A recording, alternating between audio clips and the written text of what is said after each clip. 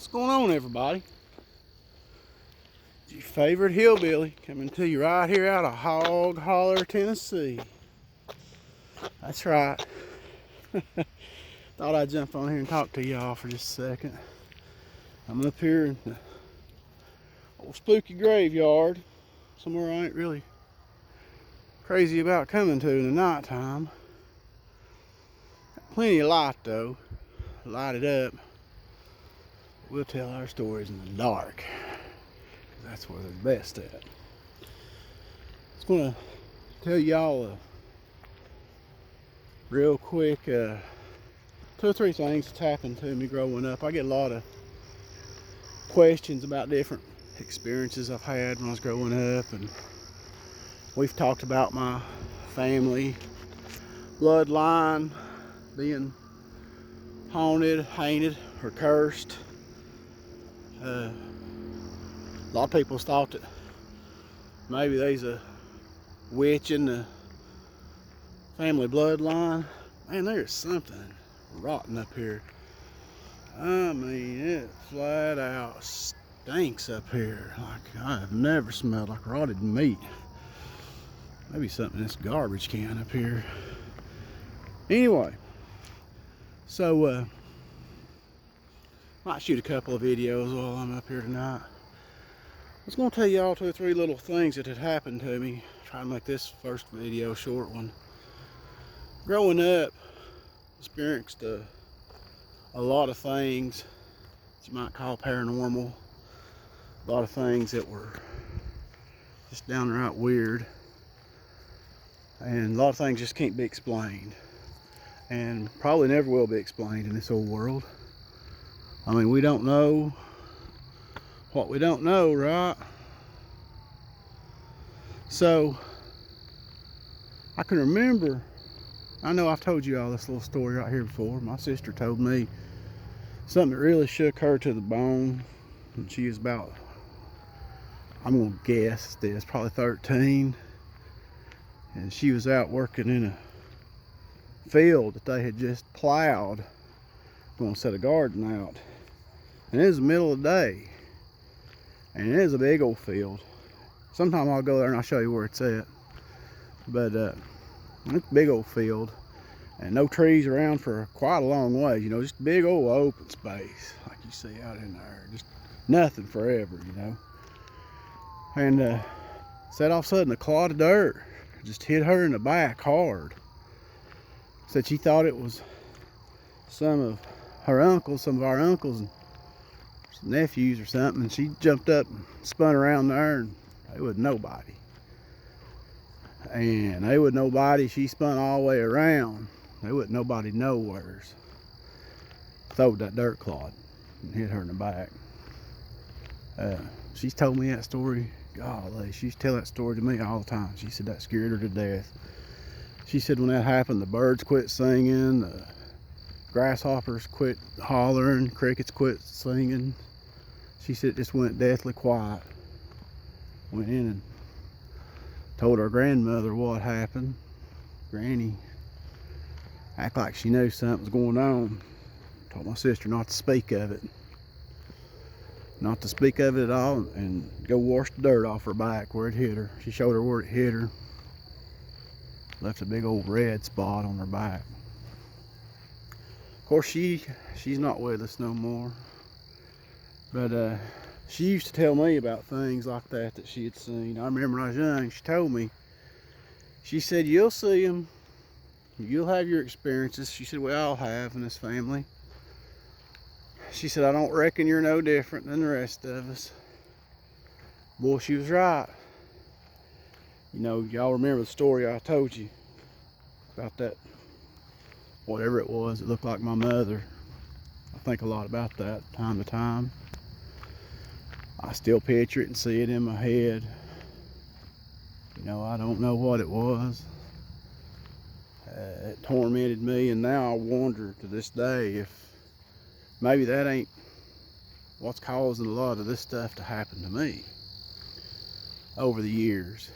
And that's calmed down on me over the years. It comes and goes in spells and stuff. I catch a lot of stuff in pictures I take, photographs and stuff like that. But I remember one time when I was young, and I was sleeping at the house, and it's probably, I don't know, everybody done left or gone for days. It's about sunrise of summer. Sun was getting ready to come up. And I remember my dresser sitting there in my bedroom. And it's like somebody got on the end of my dresser and just started shaking it. And it got more violent and more violent. I mean, and nothing else in the house was shaking. Nothing. You know, none of the other shelves, alarm clock, nothing was shaking. But that old dresser, it was just sitting there just shaking on its own. You know, I could see if we had earthquakes around here, or, you know, something like that, make the whole house shake. But just that one dresser there, I remember it shaking, and it seemed like even the drawers on it sort of shook out just a little bit, and then it just sort of quit. And that happened to me twice. They was years apart that it happened, but I remember it happened to me twice. Left me terrified. I could not figure it out.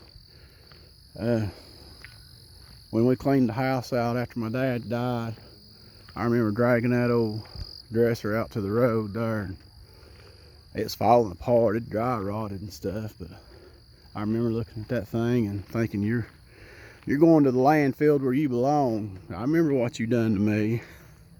That was the very words I had. Seen a lot of crazy things. I never shared this one with anybody, but I worked night shift for about 10, 13 years right in there somewheres. We'd work nights, and there'd be times when my dad, who lived next door, would come over and need to wake me up for something. I was sleeping during the daytime. I wouldn't answer the phone. Usually turned the ringer off or something other I was sleeping. So whenever he would need me for something, he would come to the door, or he would come to the window, and we had this special knock we'd do. And I'm sure you've all familiar with the old shave and haircut knock, that right there. That's how I knew it was my dad at the door, and not some salesman or somebody handing out pamphlets or anything like that. I knew that was my dad knocking. And he'd do that, I don't know, he'd need something 2 or 3 times a year. Battery charger, jump off on his old car, something like that, you know, water leak over in his old house. Different things, but when I heard that, I knew who it was. So I'd immediately get up and help him. I guess he would have been dead about 6 weeks. Y'all know where I'm going with this, don't you? Yeah, it happened. I was laying there in bed, and again, the daylight out, and I think I'd napped off or something or other, and I heard that at my window. And it went da da da da da, but it didn't do the last 2 parts. And I remember laying there froze, because I wasn't asleep, I was awake. And I remember I laid there and I could not move. I felt a little feeling of peace, you know, knowing that, you know, maybe that's my dad. But then at the same time, I felt something else telling me that it was not, that it was something mocking him, or I felt like that I was trying to be tricked. And well, I laid there. I remember I laid there a good 45 minutes. My nap was over, needless to say, and I never did hear it again. It didn't come back no more. I've often wondered about what that was. If that was him.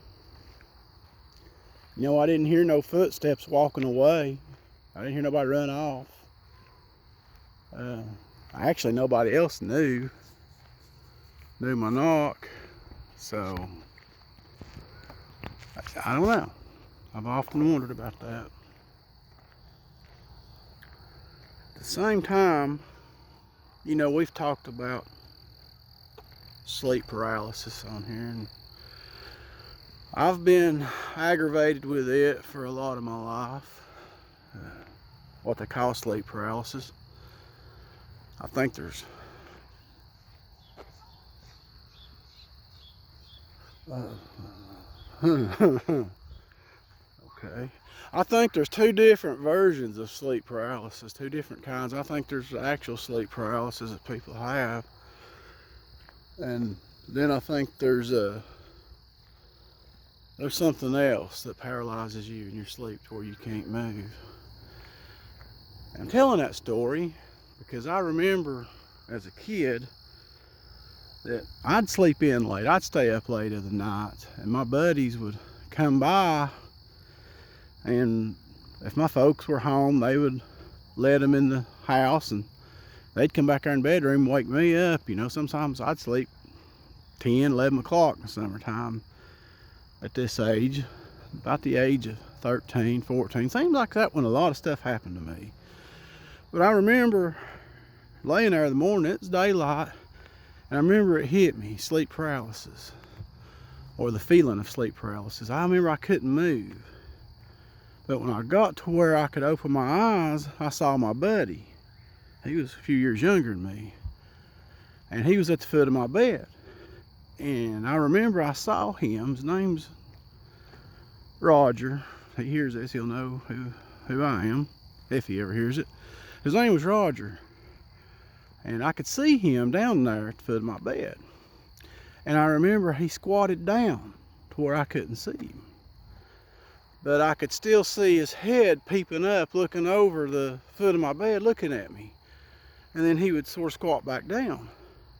And if you've ever had sleep paralysis or know anything about it, you feel like if somebody would just shake you, lay a hand on you and touch you, you would come out of it. You'd be all right. If somebody would just move you a little bit and touch you. And I remember trying to say, shake my foot, touch my foot, do, you know. I remember trying to say that, but I couldn't get it out. And I remember trying so hard to say it. And I could see him down there just peeping away at me. And I thought, well, that's peculiar anyway, that he's be acting like that. So I remember I finally got to where I could move. And when I did, I went down there to the foot of my bed and he wasn't nowhere to be seen. And I thought, well, that little stinker, what is he doing? You know, why'd he leave? So I remember going out and I found him on riding the bike and stuff. I remember running him down, asking him, what was you doing? You know, why? I was trying every way in the world to get you to wake me up. Why did you stand there and look at me? He had no idea what I was talking about. He had no idea. I said, you was standing at the end of my bed. I said, I wasn't asleep. I was awake. I just couldn't move. I saw you. I remember he said, you didn't see me. He said, I don't know what you're talking about. I have no idea. And got to thinking, yeah, he's right, because I was by myself that day. I woke up, doors was locked. I was the only one home. Nobody could let him in. But I know I wasn't asleep.